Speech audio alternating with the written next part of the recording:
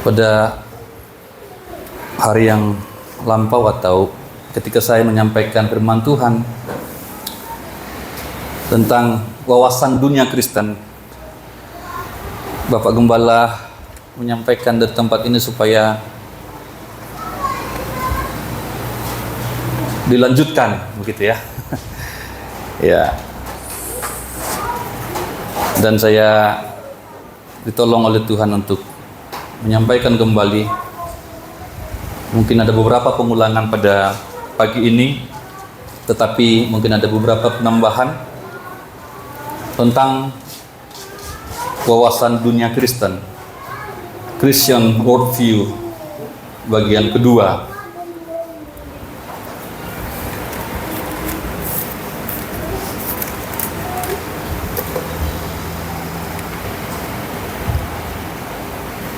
Bapak, Ibu, Saudara, selama kita di dunia ini tidak ada gencatan senjata. Kita selalu sedang berperang. Sadar atau tidak, tahu atau tidak, kita selalu sedang berperang. Dan sebaiknya kita sadar hal ini, sebaiknya kita tahu, karena di dalam pertempuran setiap pihak itu pasti menginginkan kemenangan dan ingin menaklukkan musuhnya. Dan pada saat ini kita sedang berperang dan kita sedang dilawan atau dimusuhi oleh yang tidak setuju dengan kekristenan. Jika kita tidak berperang secara fisik dengan senjata, dengan pisau, dengan nuklir atau apapun itu yang diciptakan manusia untuk berperang secara fisik, maka kita pasti sedang berperang dalam dimensi rohani. Kita berperang di alam roh. Rasul Paulus memperingatkan kita akan fakta ini dan memerintahkan kita untuk mengenakan seluruh perlengkapan senjata Allah. Dan memang Tuhan sediakan. Coba kita melihat untuk mengawali renungan kita pada siang hari ini, Efesus pasal 6 ayat 10 sampai 20.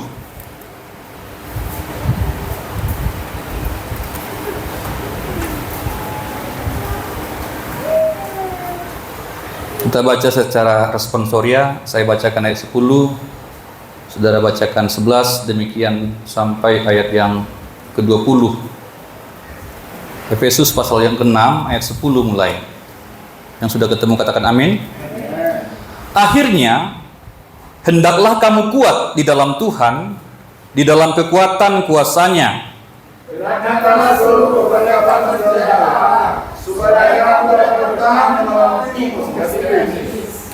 Karena perjuangan kita bukanlah melawan darah dan daging, tetapi melawan pemerintah-pemerintah, melawan penguasa-penguasa, melawan kuasa-kuasa dunia yang gelap ini, melawan roh-roh jahat di langit. Sebab itu ambillah seluruh perlengkapan senjata Allah, supaya kamu dapat menghadapi peperangan kenarian itu dan tetap diri selama kamu menyelesaikan segala sesuatu. Jadi berdirilah tegak, berikat pinggangkan kebenaran dan berbaju jerahkan keadilan. Kakimu berasaskan kebenaran untuk memberitakan Injil dan sejahtera. Dalam segala keadaan, pergunakanlah perisai iman, sebab dengan perisai itu kamu akan dapat memadamkan semua panah api dari si jahat. Dan terimalah kekompasan dari memadamkan orang, yaitu firman Allah.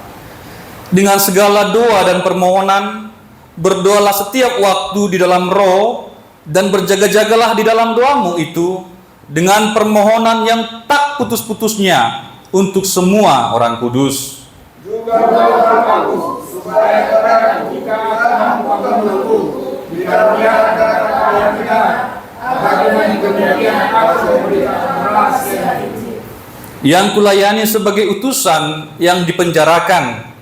Berdoalah supaya dengan keberanian aku menyatakannya sebagaimana seharusnya aku berbicara. Jadi ini Bapak Ibu yang merupakan kondisi kita. Saya sampaikan tadi bahwa kita selalu sedang dalam perang. Dan sebaiknya kita sadar dan kita mempergunakan seluruh perlengkapan senjata Allah seperti yang sudah kita baca. Di sana semua ada dari kepala sampai kaki supaya kita terlindung daripada musuh yang senantiasa ingin menaklukkan kita. Ya. Tetapi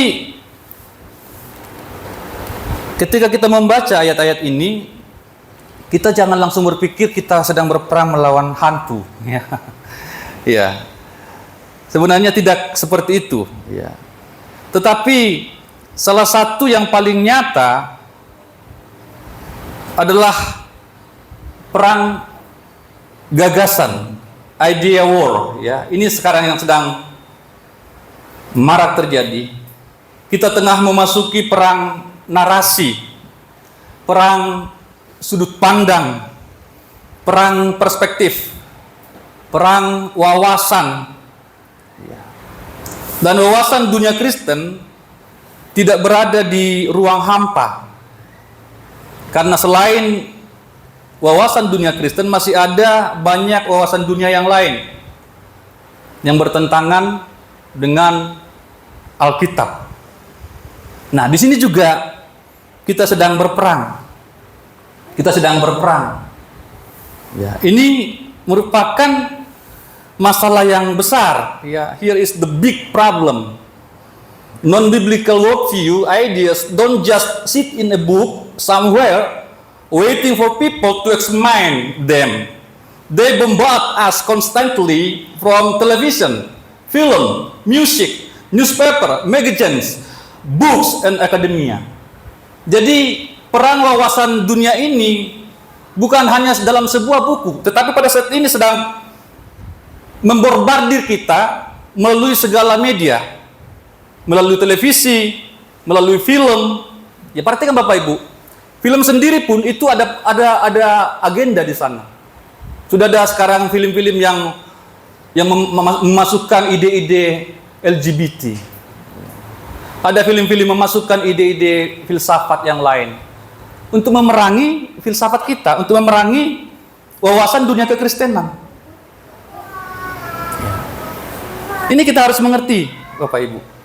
Memang pertama kali ketika saya memikirkan ini, saya agak ragu ya, apakah nanti jemaat mengerti.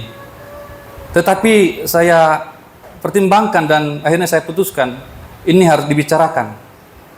Ya. Karena sebagai orang beriman, kita harus berwawasan. Jadi iman kita adalah iman yang berwawasan. Iman kita adalah iman yang berpengetahuan. Ada beberapa hamba Tuhan mencoba menyampaikan sesuatu yang menurut saya kurang tepat. Jemaat itu tidak usahlah disampaikan hal-hal yang terlalu rumit. Ya. Yang mudah-mudah saja, yang gampang-gampang saja. Tetapi kalau demikian terus, gereja nanti akan kehilangan fondasi. Ya. Gereja menjadi tidak dewasa, gereja menjadi tidak mengerti di mana dia ada. Karena ketika seorang anak baru lahir kita berikan ASI, kemudian 6 bulan setelah itu kita berikan dia bubur, beranjak semakin dewasa nanti, seperti Queen sekarang sudah 3 tahun, sudah mulai kami jelaskan kepada dia bahwa memang ada, mungkin dia merasakan ada pedas. Kami sampaikan, memang ada rasa pedas. Nah, pedas. Ya, memang ada rasa pedas dan dia harus makan itu ke depan. Ya. Kalau kita sekarang sudah suka ya yang pedas-pedas ya, bahkan tidak suka makan kalau tidak pedas. Ya. Artinya jemaat itu juga harus terdidik untuk makan hal-hal yang mungkin sulit atau yang mungkin keras. Sehingga dengan demikian mereka dibekali. Ya, itu yang ada di pikiran saya.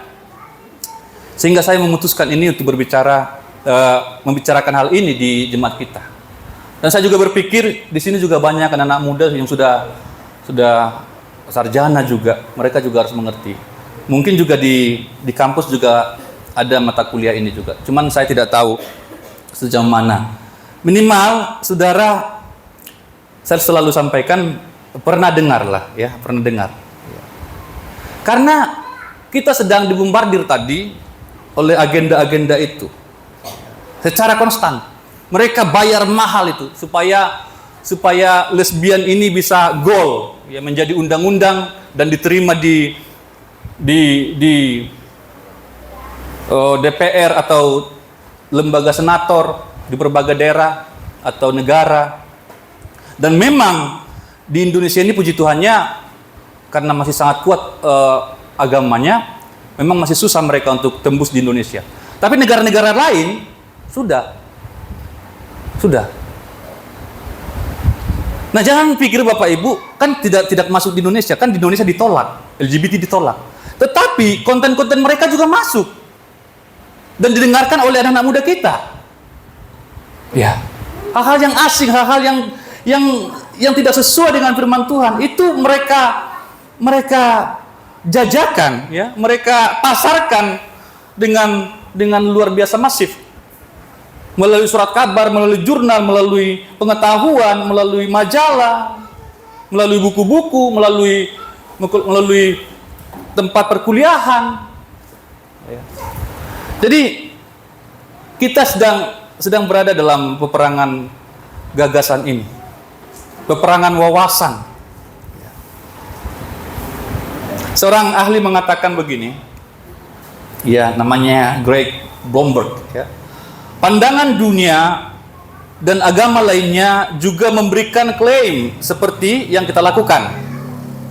Untuk mempertahankan pandangan Anda dalam arus peperangan ide religius, Anda harus memberikan alasan mengapa mempercayai klaim-klaim Alkitab.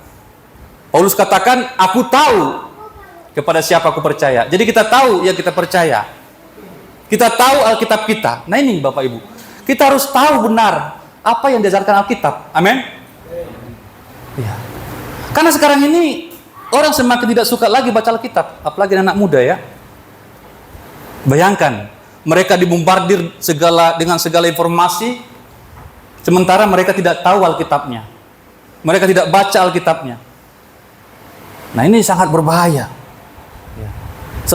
Saya selalu berulang menyampaikan dari tempat ini, selama Bapak Ibu masih punya pengaruh atas anak-anak, artinya selama anak-anak itu masih ada di rumah, masih makan dari meja kita atau dari periuk kita, ya, kita bawa mereka untuk mengerti nilai-nilai kekristenan, untuk mengerti Alkitab, untuk membaca firman Tuhan, untuk berdoa bersama-sama. Karena ketika mereka nanti sudah keluar, mungkin sudah kuliah, tidak di Batam lagi, kita sudah lepas kontrol, sudah susah. Ya. Jadi selama kita masih bisa, ya, berbicara kepada anak-anak ini, kita harus sungguh-sungguh membawa mereka sehingga mereka mengerti sungguh-sungguh apa itu wawasan dunia Kristen, apa itu yang menjadi iman mereka. Ya. Sangat penting bagi kita untuk memahami wawasan dunia Kristen. Bahkan juga kita belajar wawasan dunia agama lainnya. Minggu yang lampau Pak Gembala sudah menyampaikan, beliau baca buku saya dan di sana ada memang. Jadi langsung disandingkan, contohnya agama ini, ya, wawasannya seperti ini, agama yang lain wawasannya seperti ini, dunia sekuler wawasannya seperti ini. Tentang apa? Tentang apa saja? Tentang Allah, tentang dunia ini, tentang manusia, tentang segala sesuatu. Tentang segala sesuatu. Sehingga ketika kita nanti memahami apa yang menjadi wawasan dunia kekristenan kita, ya, maka kita bisa menghandle atau bisa menangani ketika ada sesuatu yang tidak tepat.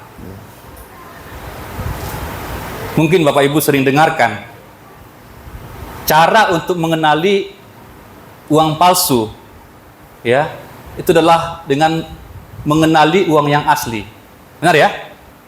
Uang yang asli. Kita kenali uang yang asli sehingga kita tahu bahwa ini palsu. Tapi kalau kita tidak tahu uang yang asli, maka kita akan gampang ditipu. Tapi kalau tiap hari kita mengenali uang yang asli itu, ya, maka ketika ada uang palsu, kita bisa melihat, kita mungkin bisa meraba, menerawang. Oh, ini tidak benar. Ini uang palsu. Demikian juga Bapak Ibu, ketika kita setiap hari membaca Alkitab kita, maka kita akan mengerti nanti ketika ada sesuatu yang tidak sesuai. Ya, baru-baru ini Bapak Ibu ya, Bapak Gembala juga notice ke saya kemarin. Ada pendeta besar mengatakan bahwa Yesus bukan juru selamat lagi. Yesus bukan gembala. Ini pendeta besar. Mungkin ada juga yang sampai ke itu saudara, ke WhatsApp saudara. Ya, dia mengatakan bahwa Yesus bukan juru selamat. Aduh. Yesus bukan gembala. Nah ini Bapak Ibu, bagaimana kita menjawab kalau kita tidak mengerti Alkitab? Padahal jelas dalam Alkitab dikatakan, akulah gembala yang baik, kata Yesus, amin ya? Amin. Yesus berkata, aku adalah jalan, kebenaran dan hidup, jalan satu-satunya. Dalam bahasa Yunani itu egoimi, artinya satu-satunya, tidak ada yang lain. Jadi kalau beliau katakan Yesus bukan juru selamat, waduh, habis semua fondasi kekristenan kita. Kita percaya Yesus adalah Tuhan dan Juru Selamat satu-satunya. Dan itu ditegaskan oleh Paulus juga. Ditegaskan oleh Petrus juga dalam Kisah Para Rasul. Tiada nama lain di bawah kolong langit ini yang atasnya kita diberikan kuasa untuk selamat. Hanya nama Yesus. Amin, Bapak Ibu? Amin. Ya, kita harus pegang ini. Sehingga kita tidak gampang terkecoh oleh yang lain. Saya review sedikit, ya. Apa itu wawasan dunia Kristen? Wawasan dunia Kristen adalah cara seseorang melihat realitas segala sesuatu dari sudut pandang atau kacamata kekristenan. Ini ya, ini definisinya. Cara seseorang melihat realitas segala sesuatu dari sudut pandang atau dari kacamata kekristenan. Ya, saya berikan istilah kacamata di sana ya. Saudara yang suka kacamata. Ya. Kalau kita pakai kacamata hitam, yang kelihatan akan gelap. Ya. Kalau kita pakai kacamata hijau, yang kelihatan akan hijau. Kalau kita pakai kacamata warna yang lain, yang kelihatan sesuai dengan kacamata kita. Jadi wawasan dunia Kristen ini seperti kacamata untuk melihat dunia. Ya. Saya gunakan kata atau istilah kacamata di sini supaya kita lebih gampang untuk memahami. Ini sudut pandang kita, ini merupakan kacamata kita, ya. Wawasan dunia Kristen adalah konsep yang menyeluruh atau komprehensif mengenai dunia dari sudut pandang kekristenan. Wawasan dunia Kristen didasarkan pada Alkitab, tentu, ya. Wawasan dunia Kristen didasarkan pada Alkitab. Ya. Kita sudah belajar pada pertemuan yang sebelumnya. Itu semua didasarkan pada Alkitab. Saya coba ulang lagi ya Bapak Ibu ya. Mungkin sudah lupa karena memang waktu saya sampaikan ini tidak ada juga slide ya. Saya ulang sedikit karena ini merupakan fondasi untuk wawasan dunia Kristen. Jadi wawasan dunia Kristen ini kita bisa bagi atau kita bisa formulasikan di dalam 4 aspek atau dimensi ya. Dalam 4 aspek. Pertama, penciptaan. Creation, penciptaan. Nah, pada siang hari ini saya tidak usah lagi mengutip ayat-ayatnya, tetapi percayalah bahwa saya persiapkan ini semua sesuai dengan Alkitab. Percaya saudara? Amin. Ya, percayalah. Walaupun saya tidak tulis di sana, ini hanya pengulangan saja supaya saudara-saudara yang mencatat bisa mencatat. Mungkin waktu kemarin tidak sempat mencatat. Penciptaan. Di sini adalah ada Allah sebagai pencipta. Karena penciptaan itu menyangkut 2 hal, ya. Penciptaan menyangkut 2 hal, yaitu pertama Allah sebagai pencipta, dan kemudian semua yang ada adalah ciptaan Allah. Allah pencipta dan semua yang ada, alam semesta beserta segala isinya ini, baik yang kelihatan maupun yang tidak kelihatan, yang di atas, yang di langit maupun yang di bumi, yang di bawah bumi, semua itu adalah ciptaan Allah. Jadi ada Allah sebagai pencipta, dan ada ciptaan Allah, termasuk manusia. Ya, termasuk manusia. Nah, ini pandangan kita berdasarkan Alkitab. Karena jelas sekali dalam Alkitab, ya, bahwa manusia adalah ciptaan Allah. Ketika orang tidak menerima Alkitab sebagai kebenaran, tidak menerima narasi Alkitab sebagai kebenaran, maka mereka akan memikirkan narasinya sendiri. Kalau mereka tidak percaya bahwa manusia adalah ciptaan Allah, maka mereka harus memikirkan atau harus menyampaikan gagasan mereka atau wawasan mereka. Kalau manusia bukan ciptaan, lalu apa? Mereka akan berteori macam-macam. Ya, manusia berasal dari ini, berasal dari orangutan, gitu ya? Karena mereka tidak percaya pada Alkitab. Manusia berasal dari orangutan. Dan itu kontras dengan Alkitab. Ya. Nanti kita melihat ya. Saya berikan satu prinsip dalam logika. Ini juga ya kita perlu belajar logika. Ya. Karena sekali lagi iman kita bukan iman yang buta, tapi iman kita adalah iman yang membawa kepada pengertian, iman yang berwawasan. Dan saya berharap juga bahwa wawasan kita adalah wawasan yang beriman. Itu mengapa Tuhan katakan permulaan pengetahuan adalah takut akan Tuhan. Amin. Karena pengetahuan orang Kristen atau pengetahuan umat Tuhan harus ada hubungannya dengan Tuhan. Karena kalau ketika pengetahuan tidak berhubungan dengan Tuhan, orang yang berpengetahuan tidak memiliki rasa takut akan Tuhan, maka dia akan menjadi perusak nomor satu. Tidak takut akan Tuhan. Dia punya pengetahuan. Ya, Bapak langsung bilang setan ya. Dia cerdas, tapi dia takut akan Tuhan. Dia akan menjadi perusak. Kami juga sedang bahas di kaum muda, ya, tentang pengetahuan ini. Kami sedang bahas perkembangan pengetahuan dari revolusi industri, ya, 1.0 sampai sekarang sudah 4.0, mana ada dua pilar sekarang ya. Semua serba internet dan kemudian AI, artificial intelligence. Hati-hati Bapak Ibu, kita harus benar-benar mengerti kemajuan-kemajuan yang sedang terjadi ini. AI. Ya. Karena sekarang kita sudah maju dikatakan, tetapi perhatikan Bapak Ibu, ketika manusia semakin maju, semua semakin mudah, akhirnya manusia menjadi malas minta ampun. Termasuk yang paling ironis yang diciptakan sekarang ini adalah AI, ya, sebenarnya untuk membantu manusia berpikir. Ya, jadi sampai manusia sekarang ini sudah malas mikir. Ya. Sehingga harus ada alat bantu untuk mikir. Dan itu nanti ditanamkan di otak. Ya.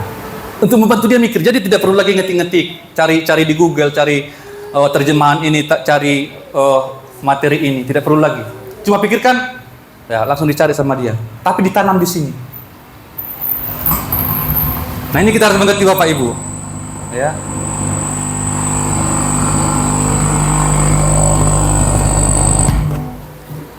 Ada chip ditanam di otak untuk membantu manusia berpikir. Dan pada saat itu nanti katanya manusia akan semakin cerdas karena chip yang di otak itu akan menghubungkan manusia itu kepada seluruh library atau perpustakaan yang ada, seluruh pengetahuan yang ada secara online. Ya. Jadi apa saja pun yang dipikirkan, ya cepat dapat. Karena sekarang manusia sudah dibantu sedemikian rupa, semua ada bantuan dalam smartphone saudara atau gadget saudara. Karena manusia itu sudah tidak mau mikir lagi. Makanya kemarin itu saya coba tanya anak-anak saya, kamu dari remaja ya. Nanti saya yakin lama-lama orang tidak tahu lagi 9 kali 9 berapa. Pakai kalkulator. 7 kali 5 berapa ya? Gak bisa mikir lagi, harus pakai kalkulator.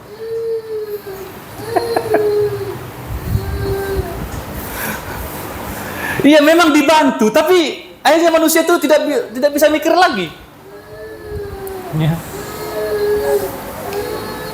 Transportasi sebagai alat bantu. Iya benar alat bantu. Tetapi saking bantunya, saking malasnya orang, ya, mau belanja depan rumah aja harus pakai motor, iya kan? Apalagi sudah nyebrang jalan, wah nggak mau lagi dia. Biar cepat pak katanya, nggak mau lagi dia goyang kaki kan? Hanya banyak penyakit yang timbul. Saya pikir-pikir ya, di kampung itu dulu saya lama di kampung, kok tidak banyak penyakit-penyakit yang ada di kota ini ya, seperti yang ada di kota. Semua sehat-sehat, segar-segar, ya. Karena ke ladang terus, nyangkul terus. Tetapi sekarang banyak sekali penyakit-penyakit yang aneh-aneh.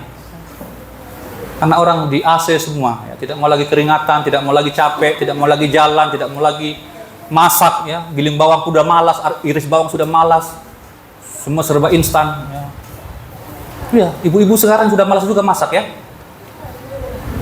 Tadinya ada giling cabai kan, nggak dipakai lagi, udah lakukan. Harus pakai blender katanya. Nggak mau juga blender, tinggal beli bumbu yang jadi di pasar. Waduh. Sampai saya ngomong ke kaum muda remaja, lama-lama kayaknya manusia ini nggak makan lagi, tapi di charger. Karena hari-harinya itu dengan HP terus ya. Coba habisin nanti habis 2 jam ini udah HP terus itu sampai sore, sampai malam, sampai pagi. Iya kan? Maka nggak usah makan lagi, di charger aja sekalian kan?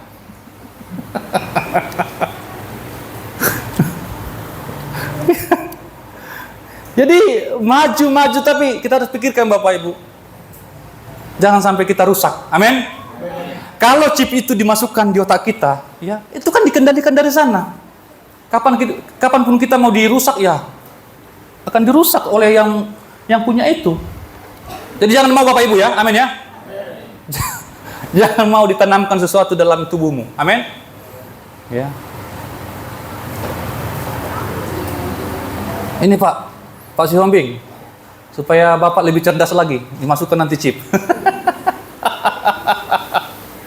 Karena chip ini akan membantu untuk mengakses semua pengetahuan.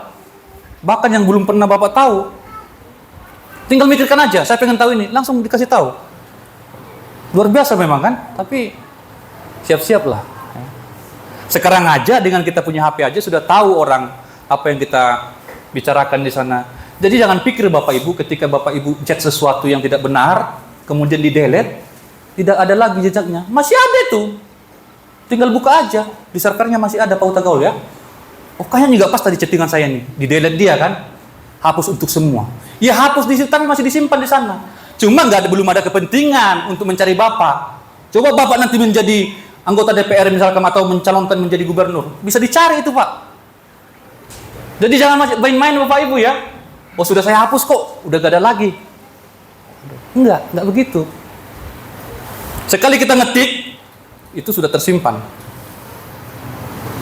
Bahkan nanti cari tahu dari anak muda nih, udah tahu juga caranya itu, bagaimana caranya untuk mencari yang sudah di-delete itu.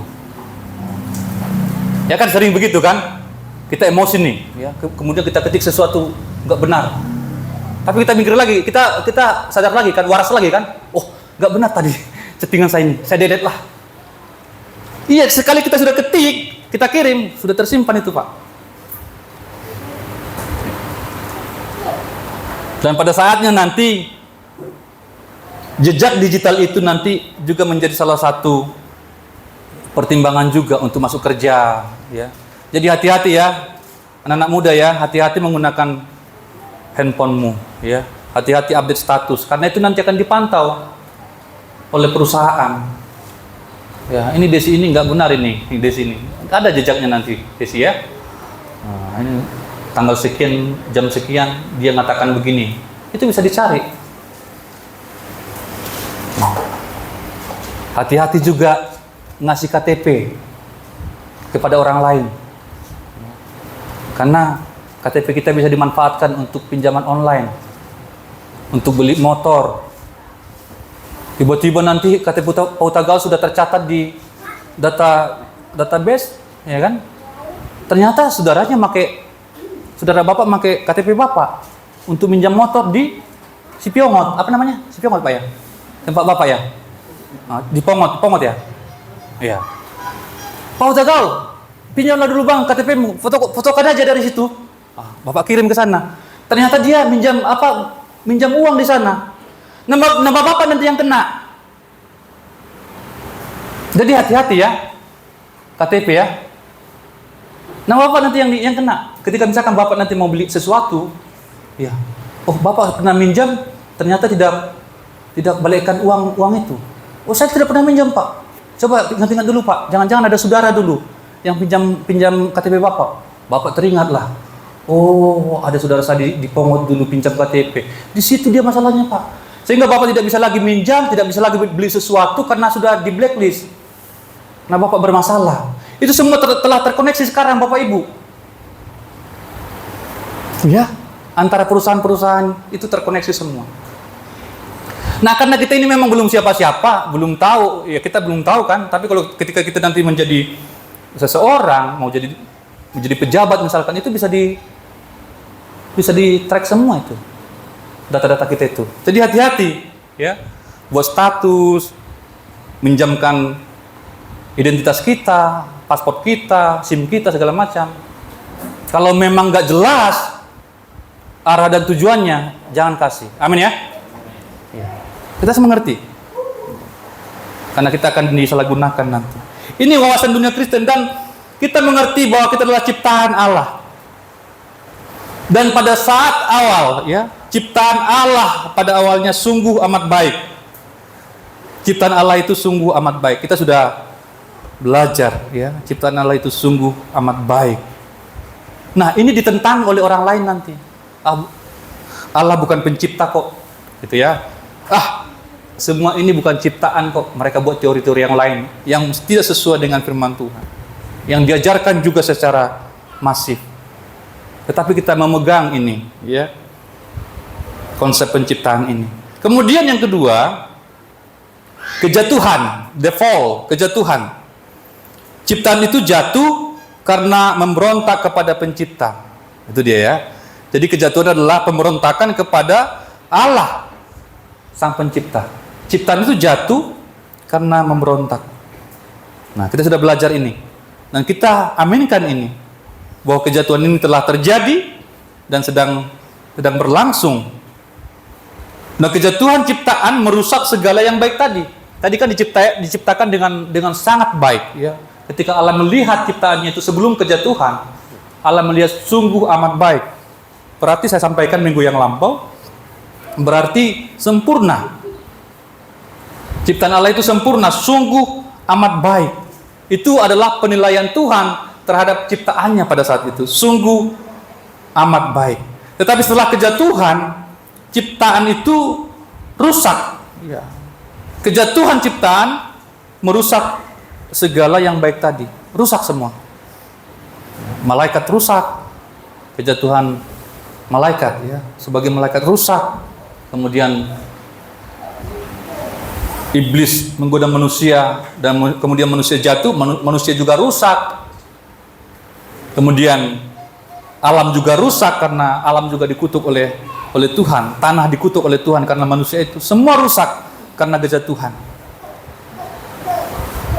Dan di sini poin kejatuhan ini kita yakin bahwa dosa adalah akar dari segala masalah. Nah, ini menjadi wawasan kita. Kita meyakini bahwa dosa adalah akar dari segala masalah. Orang di luar sana tidak percaya itu. Bukan dosa. Bahkan mereka tidak mengakui, tidak percaya pada dosa. Mereka berkata dosa itu bukan masalah. Tidak ada dosa katanya. Tidak ada dosa. Dosa bukan masalah. Tetapi kita tahu bahwa dosa adalah akar dari segala masalah. Kemudian yang ketiga adalah penebusan. Redemption, penebusan. Ya. Tadi diciptakan kemudian jatuh, kemudian ciptaan yang jatuh ini ditebus, penebusan. Penebusan adalah rencana Allah di dalam Kristus. Ya, penebusan adalah rencana Allah di dalam Kristus. Kita sudah belajar juga ini bahwa hanya ada satu penebus, yaitu Kristus sendiri. Dan penebusan ini diterima dengan iman kepada Kristus. Manusia sudah jatuh, tetapi masih ada solusi yang diberikan oleh Tuhan, yaitu penebusan. Manusia yang jatuh ini harus menerima Kristus sehingga dia boleh ditebus. Dia boleh ditebus dari segala dosanya. Nah, ini yang kita percaya. Ini merupakan solusi bagi kejatuhan tadi. Jelas sekali bagi kita, ya. Solusi bagi kejatuhan. Dan penebusan Kristus adalah satu-satunya solusi bagi manusia yang telah jatuh. Tidak ada satupun yang bisa menyelesaikan dosa itu selain penebusan Kristus. Mengapa kita percaya bahwa Yesus adalah satu-satunya juru selamat? Karena Yesus harus turun ke dunia ini. Dan itu sudah terjadi, Bapak Ibu. Seandainya ada juru selamat yang lain atau ada cara lain selain daripada Yesus, maka Yesus tidak perlu turun. Amin. Iya, kita harus memahami dengan baik. Orang berkata, bukan cuma Yesus kok. Yesus hanya salah satu jalan. Ada banyak jalan lain ke Roma. Ada banyak jalan ke Amerika. Tetapi ini bukan ke Roma, bro. Ya, ini ke sorga. Amin ya. Ada banyak jalan ke Roma, oke. Tetapi ke sorga hanya satu jalan, yaitu Yesus sendiri. Nah, ini kita harus tahu ini, Bapak Ibu. Terutama anak muda.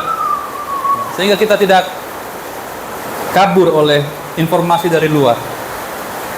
Kalau ada jalan lain, sekali lagi, Yesus tidak perlu turun ke dunia ini.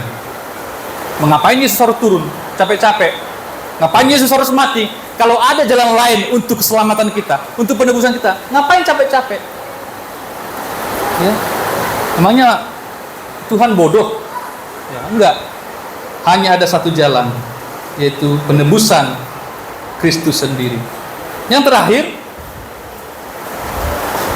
pemuliaan atau glorification, pemuliaan. Manusia dicipta, manusia jatuh, manusia ditebus, manusia dimuliakan. Dan pemuliaan ini adalah karya Allah. Jadi kita lihat, Bapak Ibu, saya berulang kali sampaikan di tempat ini, kita bukan agama. Agama itu adalah cara manusia untuk berkenan kepada Allah. Agama itu adalah cara manusia untuk menyenangkan Tuhan. Agama itu adalah cara manusia untuk mencapai keselamatan. Tetapi kita berbeda. Semua yang ada pada kita, semua yang kita nikmati itu karya Allah. Amin. Penebusan karya Allah. Pemuliaan karya Allah. Ya, karya kita hanya kejatuhan. Karya kita hanya pemberontakan. Tetapi kasih Allah tidak berubah. Kasih Allah begitu besar, dikatakan oleh Yohanes dalam 3 ayat 16. Begitu besar kasih Allah akan dunia ini. Dunia yang telah jatuh ini, kosmos ini. Sehingga ia mengaruniakan anak yang tunggal, yaitu Yesus Kristus. Supaya setiap orang yang percaya kepadanya tidak binasa, tapi beroleh kehidupan yang kekal.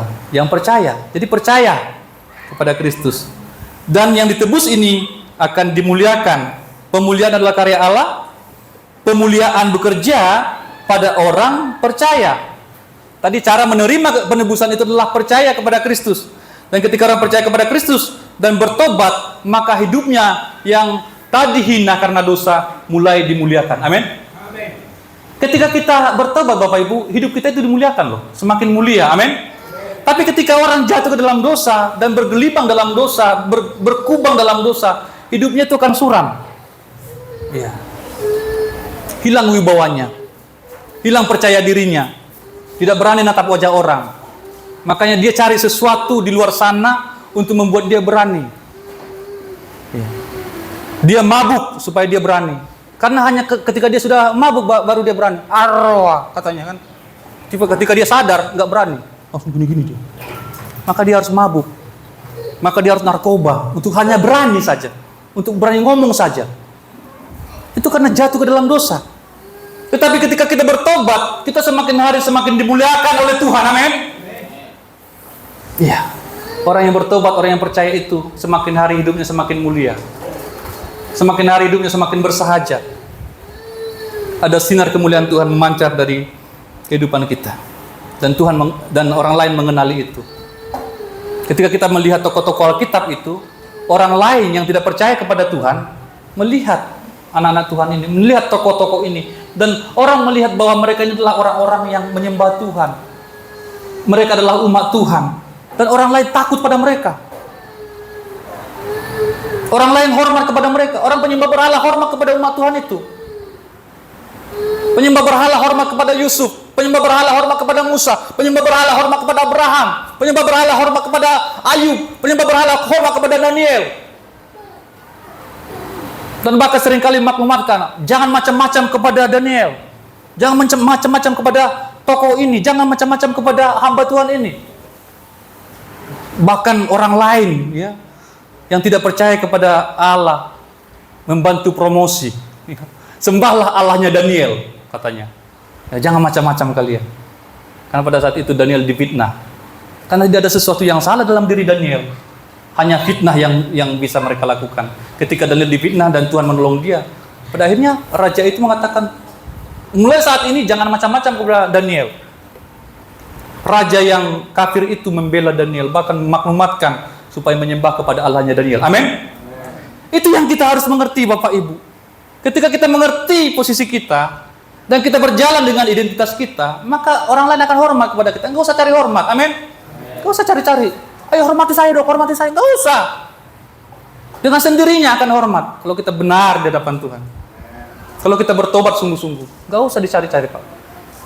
Dan hormat seperti itu lebih jujur. Kalau orang hormat kepada kita karena kita sudah merah mukanya minum tuak, itu hormatnya palsu itu. Bukan hormat sebenarnya. Itu bukan hormat sebenarnya. Merah muka kita karena sudah narkoba, itu bukan hormat yang palsu. Amin. Tapi ketika kita bertobat sungguh-sungguh, hormat yang datang itu adalah hormat yang sungguh-sungguh sejati. Amin.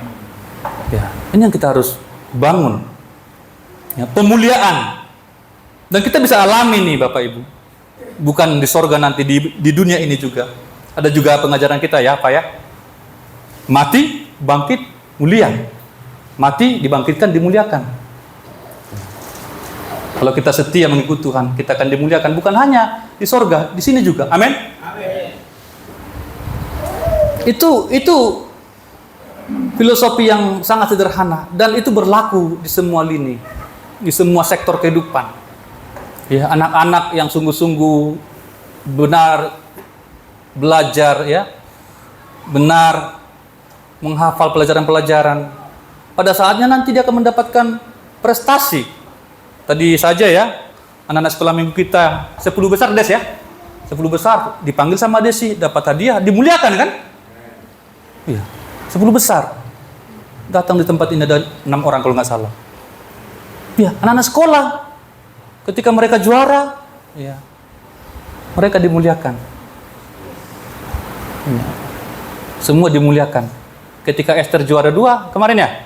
Juara 2 ya? Paul Tagal pun turut dimuliakan. Benar ya? Tetapi itu semua diperoleh dengan proses, Bapak Ibu. Enggak serta-merta turun dari langit.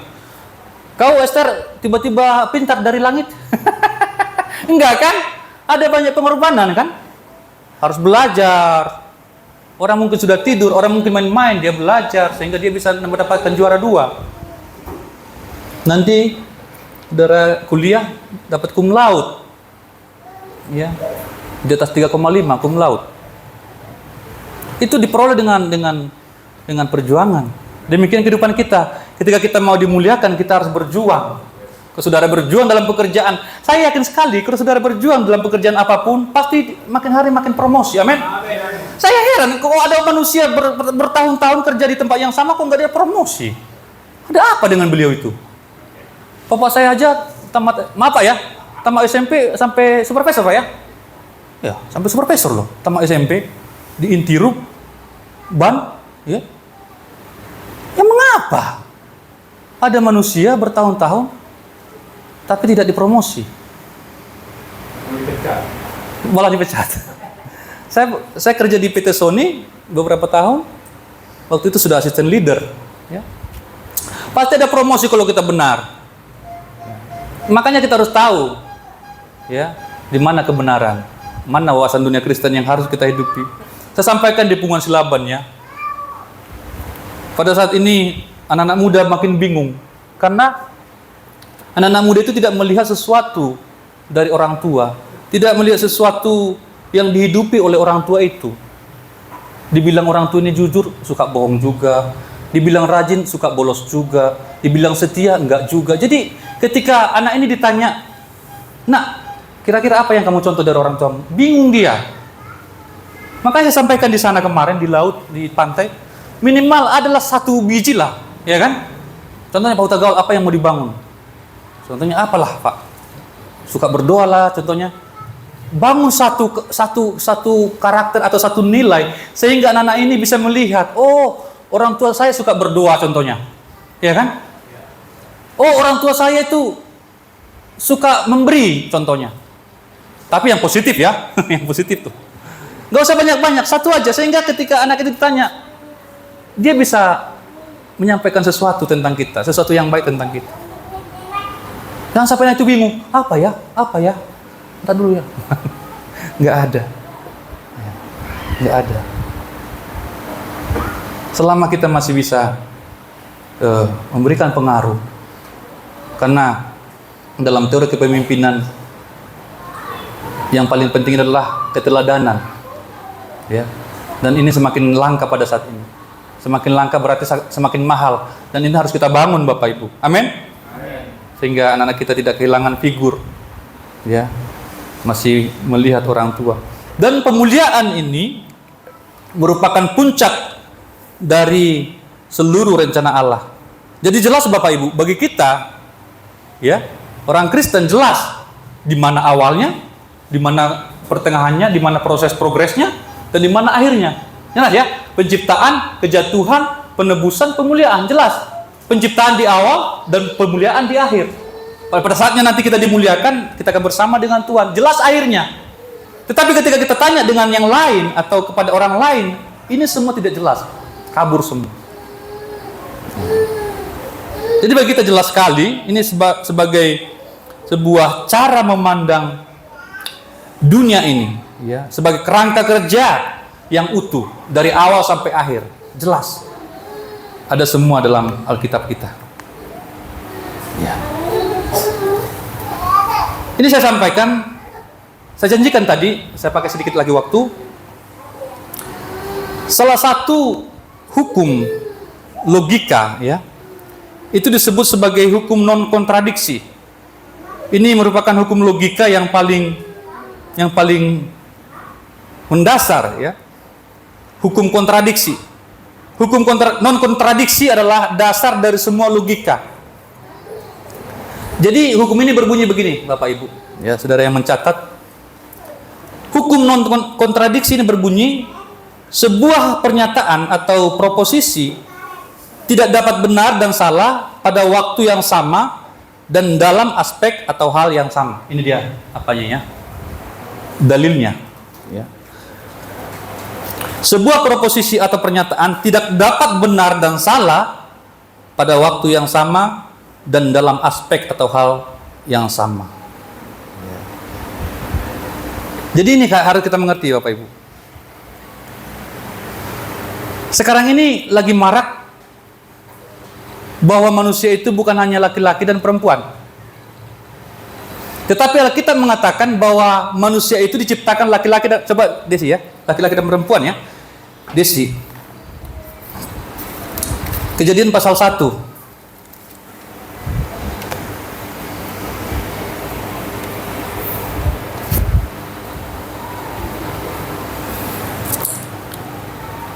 Ayat 27.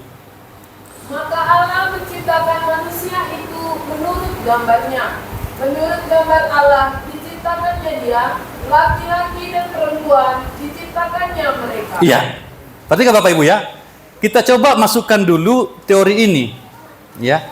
Makanya memang agak itu karena butuh pemikiran, butuh konsentrasi. Ini teorinya. Alkitab mengatakan bahwa manusia itu diciptakan laki-laki dan perempuan. Jadi manusia itu apakah laki-laki atau perempuan? Saya ini hanya ada satu kemungkinan, laki-laki atau perempuan, benar ya?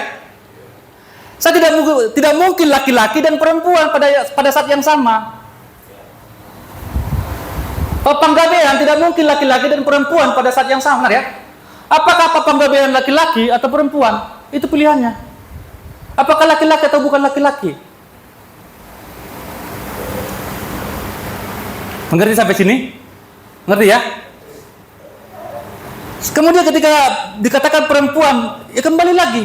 Istri saya itu perempuan, tidak mungkin dia bukan perempuan. Karena jelas sekali. Dan ini yang dikatakan oleh Alkitab.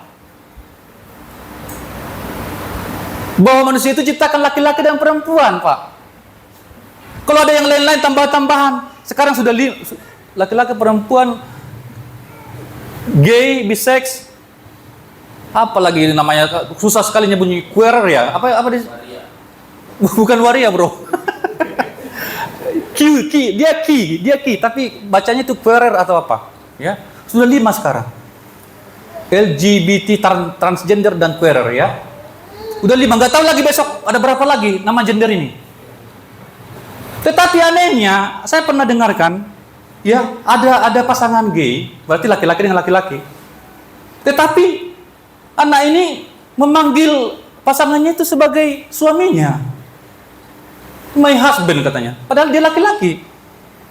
Berarti kan harus ada memerankan laki-laki kan di dalam hubungan mereka itu. Mengerti nggak ini? Ya, kalau toh harus begitu, mengapa harus mengapa harus laki-laki dengan laki-laki? Kalau tetap harus ada perempuannya dan laki-lakinya. Mengerti nggak ini?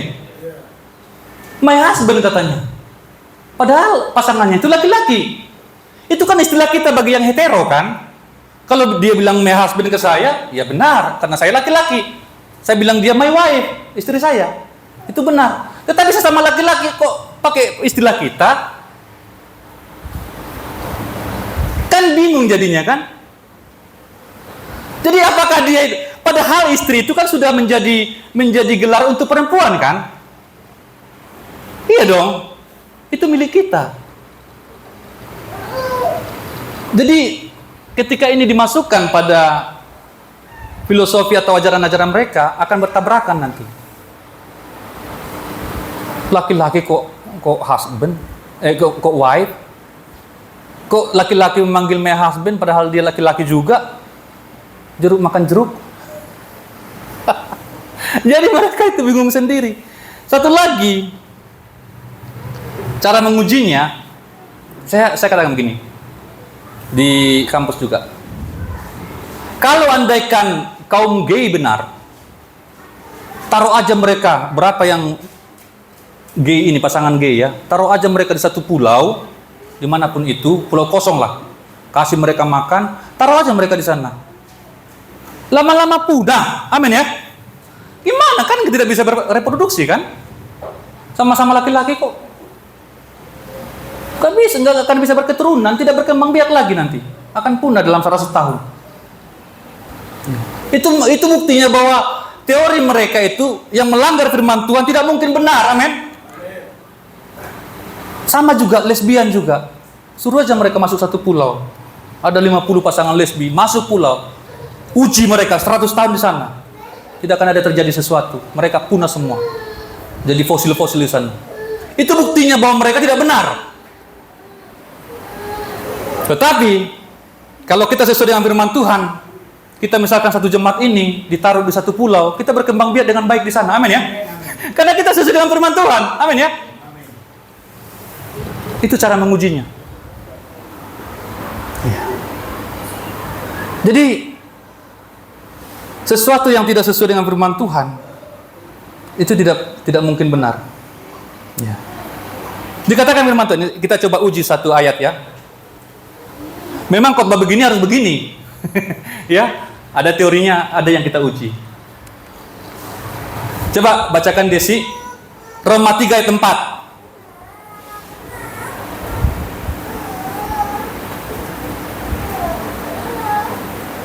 Sekali-kali tidak.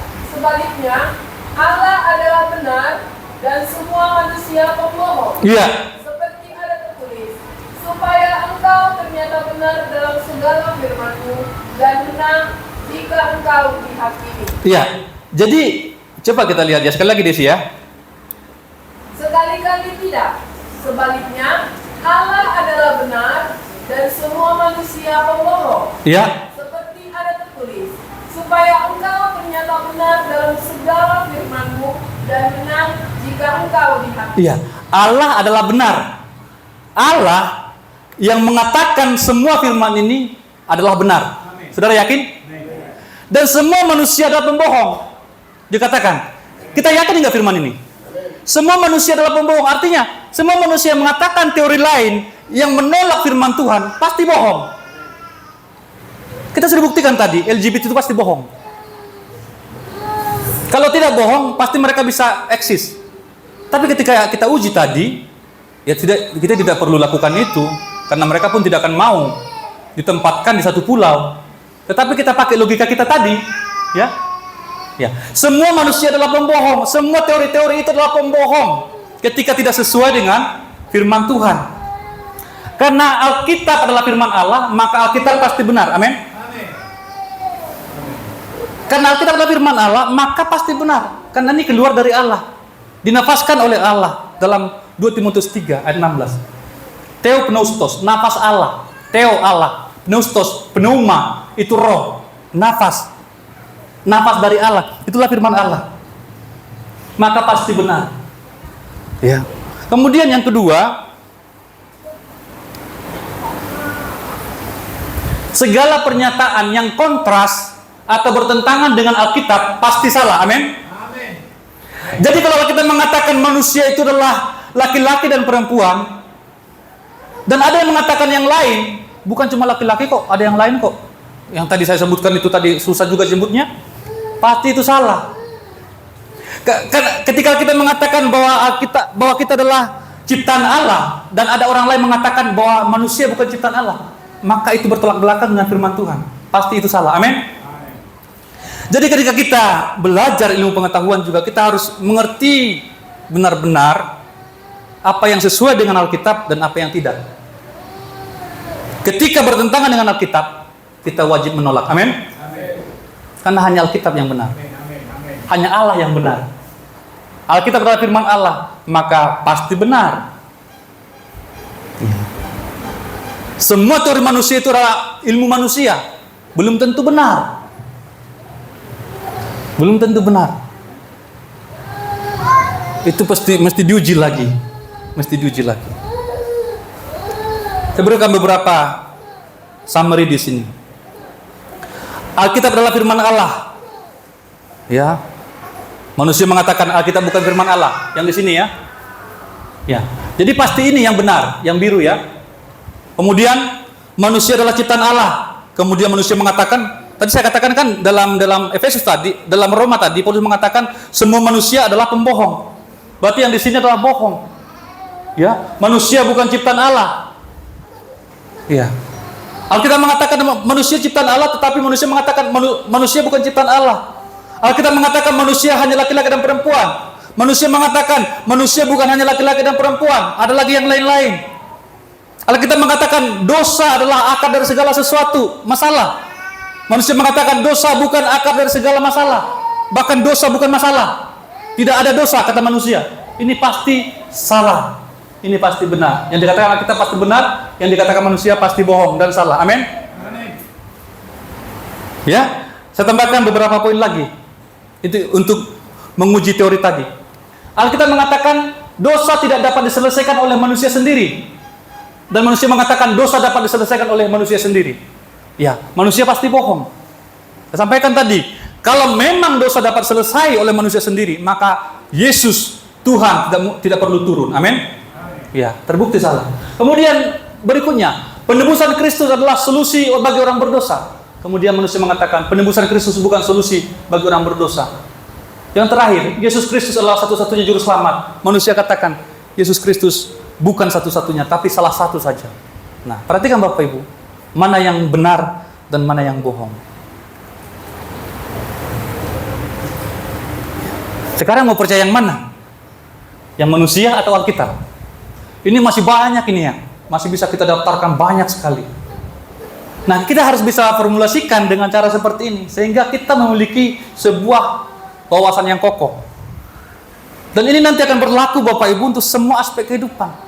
Alkitab mengajarkan kita tentang segala sesuatu dalam kehidupan ini. Tentang pernikahan Alkitab ajarkan, tentang perceraian Alkitab ajarkan, tentang mengasuh anak Alkitab juga mengajarkan, tentang uang Alkitab juga mengajarkan, tentang kekayaan Alkitab juga mengajarkan, tentang segala sesuatu Alkitab ajarkan. Amin.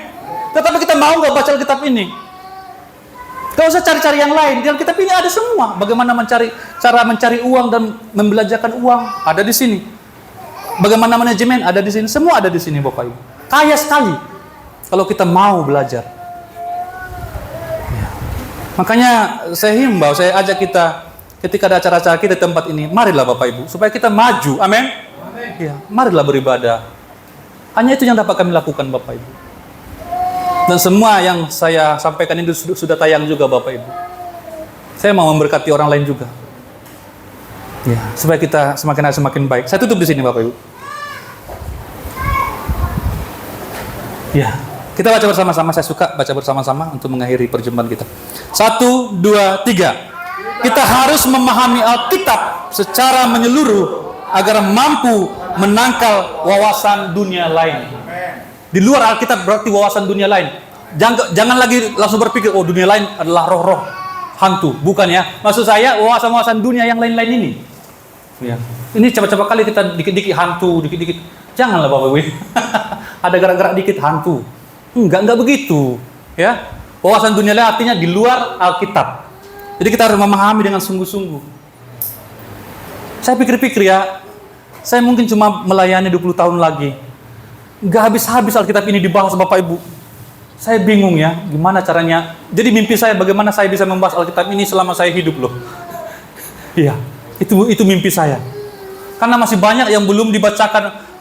Iya, Pak Gembala sudah berapa lama menggembalakan? Pasti masih banyak yang belum disampaikan. Iya, masih banyak, bahkan masih banyak kitab yang belum pernah dibuka. Contohnya Jefanya jarang dibuka, ya kayak gitu-gitu loh.